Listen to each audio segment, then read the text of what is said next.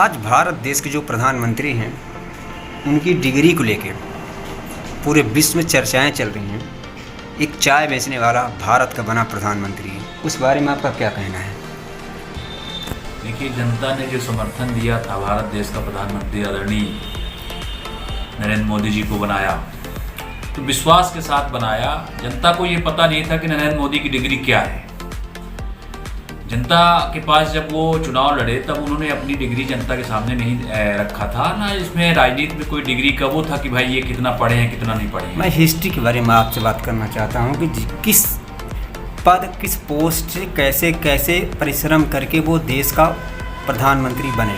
देखिए, ऐसा है कि भारतीय जनता पार्टी के जो नेता हैं, देश के प्रधानमंत्री से लेके और मुख्यमंत्री और जितने भी नेता हैं, सब झूठ बोलते हैं। सारी डिग्री तो उनकी फर्जी है ही है, लेकिन वो देश के प्रधानमंत्री होते हुए भी देश को गुमराह करके रख रहे हैं और देश में तानाशाही का राज्य चला रहे हैं। आप कैसे कह सकते हैं उनकी डिग्री फर्जी है?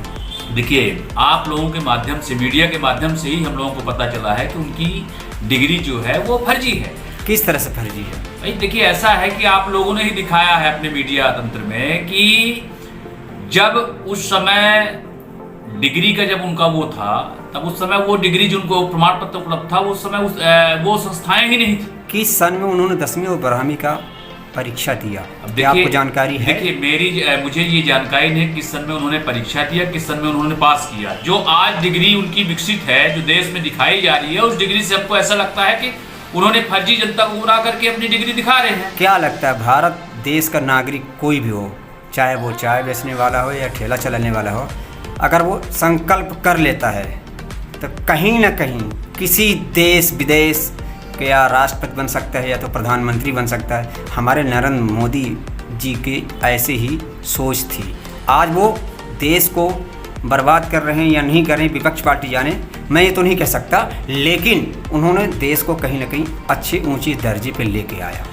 देखिए, ऐसा है कि मीडिया के माध्यम से, मैं आपके माध्यम से, चैनल के माध्यम से ये कहना चाहता हूँ कि देश की जनता उनके डिग्री पे सवाल तो आज उठ रहा है। देश की जनता ये नहीं जानती थी वो कितना पढ़े लिखे थे, लेकिन देश का प्रधानमंत्री जो, चाहे वो डिग्री वाला हो चाहे अन्य डिग्री वाला हो, देश के प्रधानमंत्री का काम ये है कि देश को उच्च स्तर पर ले जाने का। लेकिन आदरणीय नरेंद्र मोदी जी ने देश को गर्द में डालने का काम किया है। और आज भी जिस तरह से उन्होंने तानाशाही रवैये से देश चला रहे हैं, उस तरह से ऐसा लग रहा है कि वो पूरी तरह से उनकी डिग्री ही फर्जी नहीं, उनकी पूरी विवेक ही फर्जी तरीके से भारत देश को चला रहा है। ये आप कैसे कह सकते हैं? मैं आपकी बात में सहमत नहीं हूँ। जिसे 44 देशों की परिभाषा आती हो, बोलने का हुनर हो, वो कैसे फर्जी हो सकता है? देखिए, ऐसा है कि हम भी भारत देश के एक नागरिक हैं। हमको तो एक ही भाषा दिखती है उनकी। हमने 44 भाषा का ज्ञान अभी तक नहीं प्राप्त कर लिया। मैं आपको ये मालूम होना चाहिए कि अगर कोई भारत देश का प्रधानमंत्री बनेगा तो उसको कम से कम 12 देशों की भाषाएं आवश्यक होनी चाहिए, आना चाहिए।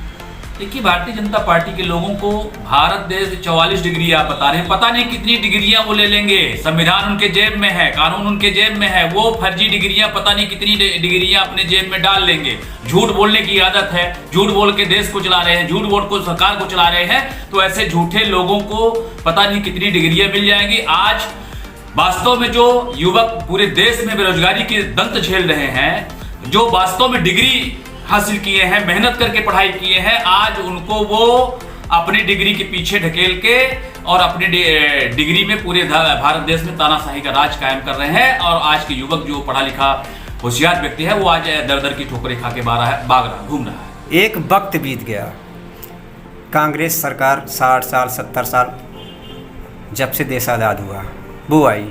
15 साल में कांग्रेस क्यों बीजेपी से इतने विचलित हो चुकी? देखिए, ऐसा है कि कांग्रेस एक ऐसी पार्टी है जिन्होंने भारत देश को आजाद कराने का मुख्य भूमिका निभाई है। कांग्रेस के लोग अपने देश को आजादी दिलाने में पता नहीं कितने हमारे नेता अपने प्राण की न्यौछावर दे दिए। भारतीय जनता पार्टी का एक भी नेता आप बता दीजिए, 70 सालों से कांग्रेस की सरकार थी, देश में जो कुछ किया कांग्रेस पार्टी के नेताओं ने किया, कांग्रेस पार्टी ने किया। आज ये अपना एक भी वो बता दें देश के लिए क्या किया इन्होंने?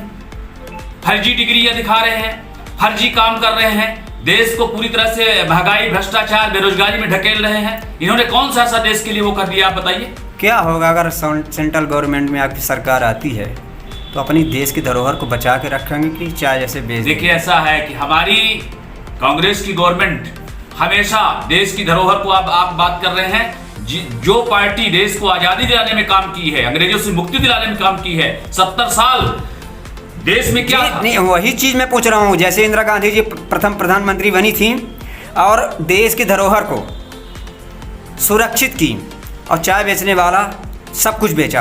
अगर आपकी 2024 में सेंट्रल गवर्नमेंट सब सरकार बनती है तो आप क्या करेंगे? देखिए ऐसा है कि 70 वो वापस लाएंगे कि उसी तरह चलने देंगे? हम लोग हमेशा से देश के हित के रक्षा के लिए, कांग्रेस पार्टी की सरकार, कांग्रेस पार्टी के नेता हमेशा देश के हित के लिए काम किए हैं और आने वाले 2024 में देश के हित के लिए काम करेंगे। आदरणीय राहुल गांधी जी ने, अभी आप देख लीजिए जो घटना घट रही है, आदरणीय राहुल गांधी जी कुछ किसी भी पद में ना होते हुए भी देश की जनता की सुरक्षा के लिए कितनी लड़ाई लड़ रहे हैं, जबकि बेमनुष्ता के साथ आदरणीय राहुल जी की सत्ता समाप्त की गई।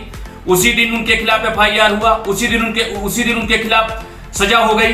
संविधान में ऐसा कहा है कि आपके खिलाफ आज FIR हो और आज ही आपको कोर्ट फैसला दे दे? ये संविधान में कहीं है? कारण कहीं ना कहीं है कि विपक्षी बहुत कमजोर है, इसलिए ऐसा हुआ। आप नाराज मत होइएगा।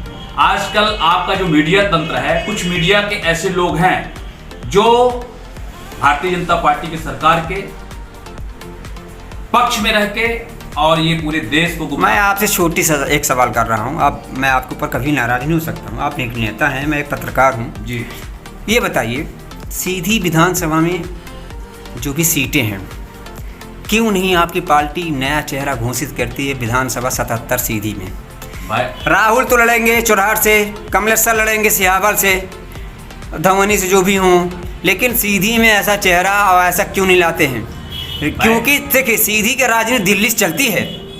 हमारे पुराने पूर्वज दाऊ साहब स्वर्गीय श्री अर्जुन सिंह जी चाणक्य माने जाने थे, लेकिन यहाँ का बच्चा जो पैदा होता है ना, वो दिल्ली से ही राजनीति सीखता है।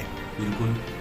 तो ऐसा खुलासा क्यों नहीं हो रहा कि सीधे से कौन सा चेहरा है? मैं आपको ये आश्वस्त करना चाहता हूं कि 2023 में सीधी विधानसभा में नया होने वाला है, नए व्यक्ति को टिकट मिलेगा। आप लिख लीजिए। नाम बताइए। नाम तो ऊपर का नेतृत्व तय करेगा। अरे आपकी सोच क्या है, कौन होना चाहिए? आपका विचार क्या है? नवयुवक को टिकट मिलेगा। नवयुवक कौन है? देखिए ऐसा है कि देवेंद्र सिंह दादू को मिलेगा या देवेंद्र सिंह मुन्नू को मिलेगा या ज्ञान सिंह को मिलेगा? कुछ तो आपकी होगी ना, कौन सा नेता ऐसा है जो सीधी का विकास कर सके? ऐसा है कि जो ऊपर का नेतृत्व सर्वे करवाएगा, जिसका क्षेत्र में नवयुवक का जो भी नेता हमारा क्षेत्र में अच्छी तरह से जनता के बीच में जाके काम करता होगा, उसी नवयुवक को टिकट मिलेगा। क्या राहुल भैया निर्धारित करेंगे सीधी विधानसभा का? अपनी सीट तो बचा नहीं सके वो। देखिए राहुल, और आज भी आप सीधी के लोग उन्हीं पे टिके हुए हैं। राहुल भैया हमारे पूर्वज नेता हैं, मैं मानता हूँ पूर्वज नेता हैं, पर टिकट के बंटवारा करने के लिए अब उनके पास कोई दायित्व बचा ही नहीं है, जहाँ तक लोगों का कहना है। भाई साहब ऐसा है कि राहुल भैया हो चाहे कमलेश्वर पटेल जी हो, वो हमारे शीर्ष नेतृत्व नेता है। और आदरणीय कमलनाथ जी और मध्य प्रदेश की जो भी हमारे बड़े नेता हैं, वो इस बार वर्ष 2023 में मैं आपको दावे के साथ कहता हूं कि वर्ष 2023 में सीधी विधानसभा में नया प्रत्याशी होगा, युवा प्रत्याशी होगा और जीत का परचम लहराएगा। चलिए बहुत भाई, क्या इस बार छक्का लगेगा चौका? इस बार छक्का लगेगा, चौके की तो आप बातें मत करिए, छक्का लगेगा। चलिए धन्यवाद।